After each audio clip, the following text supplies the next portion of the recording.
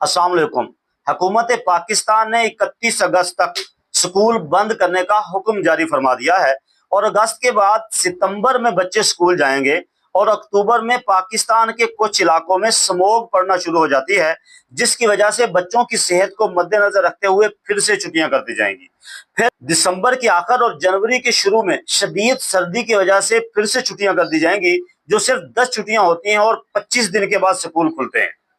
फिर उसके बाद मार्च में बोर्ड के एग्जाम की वजह से बच्चों को छुट्टियां कर दी जाएंगी। फिर से अप्रैल स्कूल से गुजरेगा, मई जून में फिर से छुट्टियां कर दी जाएंगी।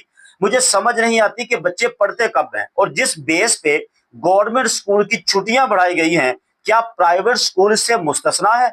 क्या उन बच्चों को जो गवर्नमेंट स्कूलों में जाते हैं जो नुकसान का सामना हो सकता है, क्या वो प्राइवेट स्कूलों में नहीं हो सकता? खुदारा हमारे बच्चों पे रहम करें। पहले ही हमारे बच्चों की तालीम का बहुत ज्यादा नुकसान हो चुका है और पहले ही हमारे तालीमी निज़ाम में इस कदर खराबियों की वजह से हमारे बच्चों का मेरिट ऑलरेडी कम है और इस तरह फजूल की छुट्टियां करके हमारे बच्चों की तालीम का मजीद नुकसान हो रहा है।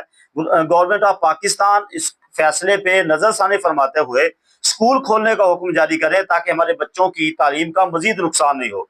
ऊपर से वजीर तालीम इरशाद फरमा रहे हैं कि नताइज के जिम्मेदार असातिज़ा होंगे।